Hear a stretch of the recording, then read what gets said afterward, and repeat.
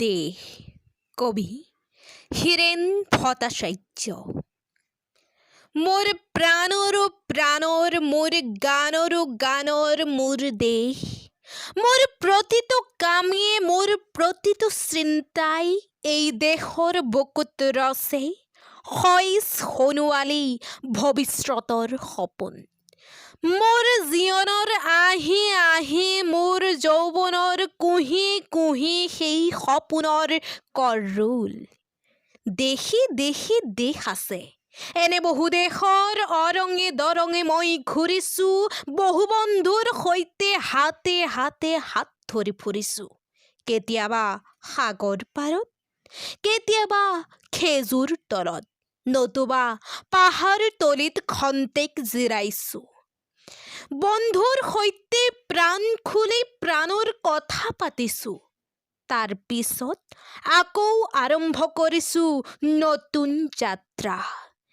এনে বহু যাত্ৰাৰ শেষ মোৰ দেশ, যাৰ বুকুৰ উমে মোক দিছে ভাল পোৱাৰ আনন্দ, যৌৱনৰ প্ৰাচুৰ্য, জীৱনৰ নতুন অৰ্থ।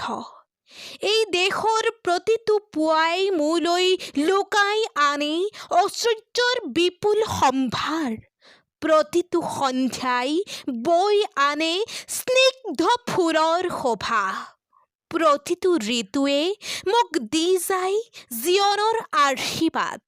এই দেশৰ বাবেই মই জীয়াই আছো, এই দেশৰ বাবেই মই জীয়াই থাকিবলৈ মৰণ পণ কৰিছো। ৰনোৱা বনোৱা হলোৱা এই সকলোৰ মাজত মই আছো মোৰ দেশৰ বাবে। অনৈক্যৰ মাজত ঐক্য হৈ, বিৰোধৰ মাজত সংহতিৰ সম্ভাৰ লৈ মই আছো। জীৱনে মৰণে শয়নে সপোনে এই দেশৰ আহ্বান মই শুনিছো।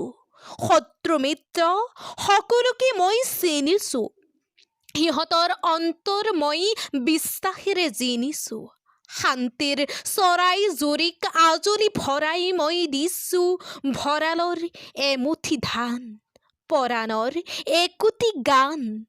হাৰুতো মোৰ একো নাই, মোৰ দেশ মোৰ কল্লোলিত সপোনৰ উত্তাল তৰংগই মোক লৈ যায় গভীৰৰ পৰা গভীৰলৈ, আদৰ্শৰ কঠিন পৰ্বত মূললৈ।